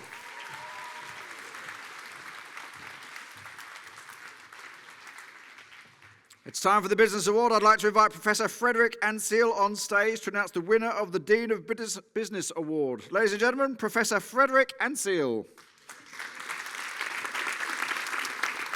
Thank you, and good evening. It has been a wonderful evening, and the Business School, we've been long supporters of the Peter Farrell Cup. We are in the business of entrepreneurship, but there's only so much you can teach, you just have to do it. And it was fantastic to see everyone today. We saw a lot of business school students that were involved in different projects, but we have one winner. I won't take a lot of time and be short. We do not believe in social media bans, but we do believe in teaching the life skills of the digital world. Our winner is the Sisters of Cyber.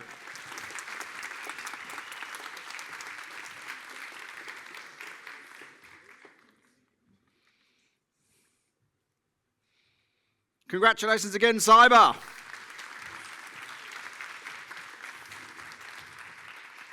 And now we have the Dean of Medicine Award. I would like to invite Professor Phoebe Phillips on stage, please, to announce the winner of the Dean of Medicine Award. Professor Phoebe Phillips, ladies and gentlemen. Good evening, everyone, and congratulations to all of the finalists. We've been long-term supporters of founders, and what's wonderful to see with all of the pitches is a lot of them, regardless of a direct effect on health, affect well-being. And social impact and community impact is a real priority for the Faculty of Medicine and Health. So it's great to see so many initiatives that will have an impact. So the winners tonight, I'm very proud. I've watched these young female founders actually grow and develop through the New Wave program through Founders. And they're the second winner of a Faculty of Medicine prize. The major reason is they've actually had huge traction in a very short period of time. And they have a story from one of the founders. And speech is something that we all do and need in every part of our life. To be able to scale a support program for all the clinicians, the families, the speech pathologists is huge. Congratulations, Fun Wattle, on another prize from the Faculty of Medicine.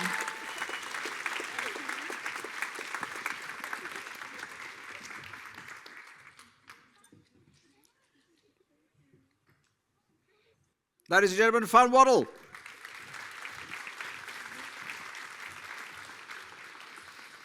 Right, it's time for the Engineering Award. I hope I get this name right. The fabulous Professor Eva Goldis or Eva Goldis? I'm not quite sure. Eva? Excellent. Ladies and gentlemen, the Dean of Engineering Award presented by Professor Eva Goldis. Good evening, everybody. It's very exciting for me to be here, and I really greatly enjoyed all the presentations. For me, the most exciting things was to see the combination of innovation and significance, as well as energy, super powerful pitches, fantastic ideas. I wish the faculty has given me more opportunities to give awards, because I would give them to everybody, but regrettably, it's only one. And so, because of the combination of this amazing market potential and a very strong pitch, our money goes to Resdemu.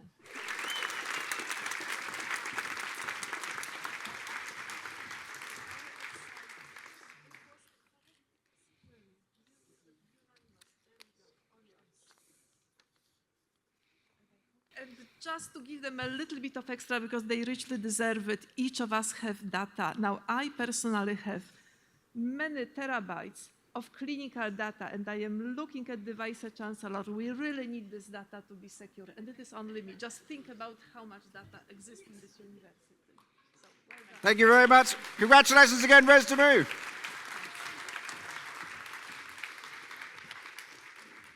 So that's the Dean's Award. Obviously, we're at the Peter Farrell Cup. I'd also like to thank the Farrell family. The Peter Farrell Cup's been running for 24 years. I reckon this is the best one yet. What do you reckon? Yeah? Yeah, I reckon so too. This is a new award. A new award, isn't it? Yep. This is a brand new award. It's the first time this has ever happened. Excitement, excitement. Okay, so what we have now, ladies and gentlemen, is the, I believe this is Hayden Moore and Hamish McFarlane. Is that the right way around? Yep. Yeah. These fabulous people are here to announce the winners of the Innovative Hardware Award. And this is a whole new award. Do you want to say a little bit about it? Take it away. Yeah, so hello, I'm Hayden. I'm the program manager at UNSW Founders. This is Hamish. Hamish is the Makerspace coordinator for the Michael Crouch Innovation Center Makerspace. And we're both lovers of making and hardware. And because of that, we know that hardware is hard. So hardware has many unique hurdles that are unique to making a physical product. Like, you've got to deal with the different materials, explore those, manufacturing, using different machines, digital fabrication, safety certifications, and countless rounds of prototyping and testing. At the Michael Crouch Innovation Center Makerspace, we are here to help you make prototypes and turn your ideas into a physical reality. We're here to support all students, staff, alumni, researchers, basically anyone. And we want to help support you turn your ideas into reality. So before announcing the winner, I'd like to invite everyone here who might be interested in building a physical product to come and have a chat with Hamish and I after this awards. Come into the MCIC Makerspace and join in with our free skills building programs like the Product Development Challenge, which is kicking off this Thursday. So with that, the winner This team has great technical know-how and is creatively solving a massive problem. Would love to see them take their prototype to the next level. Can I get a drum roll? WaveWorks.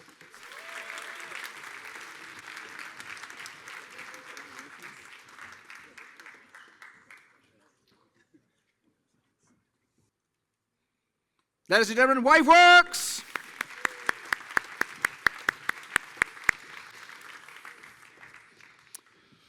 Okay, we're at the pointy end now. We've had the Dean's Awards. We've had the Innovation Hardware Award. It's time to invite the first of the judges up, and they're going to talk a little bit about the qualities of the winner, why they chose this particular award. But the first person up on stage is probably going to struggle with that, because David Burt, you're presenting the People's Choice Award. Are you doing the first round of voting, the second round of voting, or the third round of voting? Well, the one. Yeah. Ladies and gentlemen, the fabulous David Burt, who kind of runs this whole thing, really, in terms of the founders thing, and is a fabulous human. And that's enough on David. David Burt from the founders for the first award, People's Choice Award. Good evening, everyone. Peter Farrell Cup, named after Peter Farrell. He often says a quote which I really enjoy, and it's part of the reason we have giant novelty checks. So Peter Farrell is the founder of ResMed, and he says it's not innovation until someone cuts you a check. So that's what we're doing tonight at UNSW. I have your winner. Just before I announce it though, what I love about the People's Choice Award is it's a reminder of your power. Every single one of you in the audience has the power to support the people on this stage, not just with your vote for People's Choice, but also potentially you have an introduction to make to someone on stage. Maybe you're a potential customer. If you're someone like Peter Farrell and you've had some success in business, maybe you might be an investor. And so I really encourage you over a zero, thank you for the many pitches, or something to eat. Please, if you want to support one of these people, if you can support one of these people, please track them down and offer them help. But your winner for People's Choice is Heimdall. Come on. Heimdall, you're up again. Come on. I didn't hear what they said. People's Choice.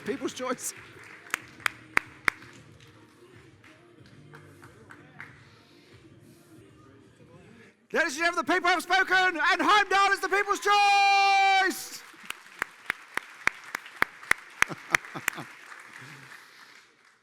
So if it was a democracy, obviously, but it's not. I would now like to invite the first of our judges, the fabulous Heba Kamis, to present the second place overall check. Let's get excited. This is like silver at the Olympics. I never got a novelty check, so this is fun. So second place was actually quite easy. The first place was very hard, but second place was, I felt a lot easier to award. And it's someone that's already won an award today. But I think the turning point for me was the ability to reduce cybersecurity down to a very, very easily understandable and digestible slide. And the winner of second place is ResDemu.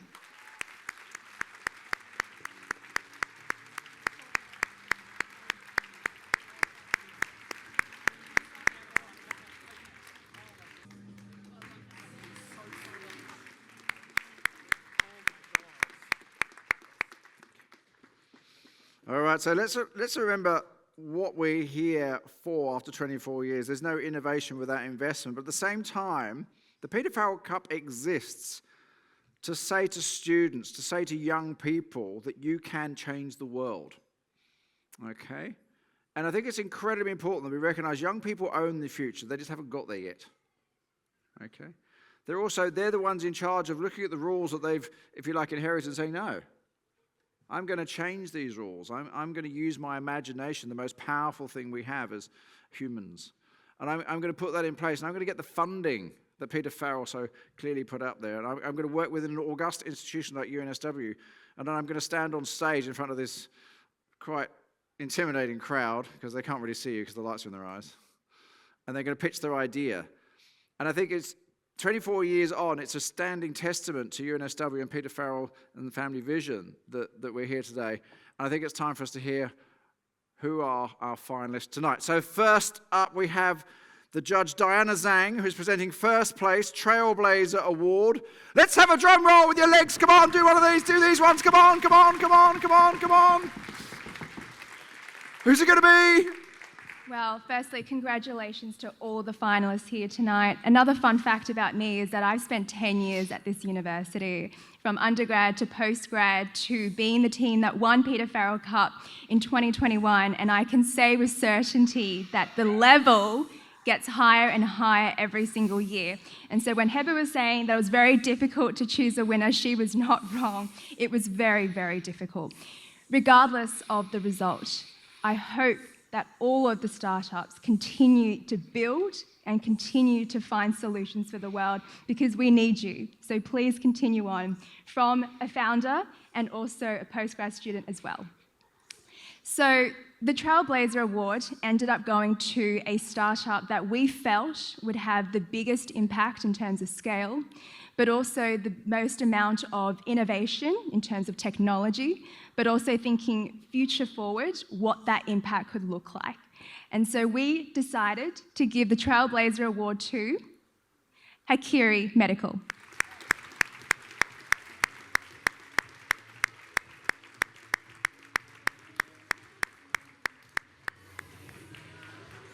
You guys. Oh, just one more to go, and then you finally get to go to the bar and have the espresso martinis that I think are ready. Espresso martinis? We'll find out shortly. Ladies and gentlemen, for the very last award tonight, the Next Big Thing Award. There's a name for an award, the Next Big Thing Award. We have the, I believe, tallest or biggest Vice-Chancellor in the history of Australia. That's very, very apt, isn't it? Ladies and gentlemen, please welcome Attila Brungs for the final award tonight, the Next Big Thing Award. Who will it be? Right. Before we go into the winner, I would like us all, once again, to put our hands for all the contestants. They were absolutely brilliant tonight.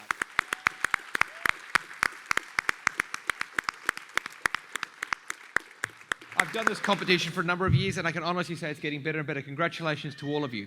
Now, you've all seen the incredible passion that we have on stage tonight when they've been talking, but what you may not be as aware in the audience is the incredible passion of the Founders team, who have supported and prepared all these people. So please, let's put our hands together for the wonderful Founders team.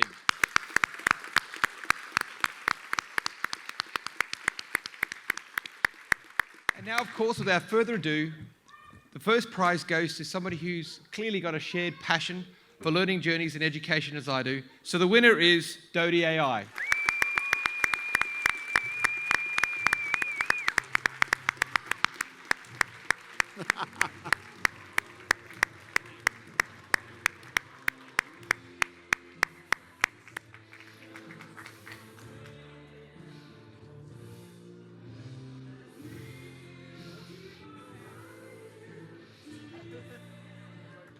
Ladies and gentlemen, Dodie! How good was that? So there we go. What a lot of wonderful winners. Well, have you all had fun this evening? Yeah. Nobody's grumpy they didn't get a sore zero? It's okay, they're available in the bar. So that pretty much brings the evening to a conclusion. It just really is over to me to pass on a few thanks. First of all, thanks to all the judges and the deans. I think I meant to ask you here, can all the judges and deans please join me on stage? Come on, come on. That's what it says on here. So I think that's what you meant to do. See?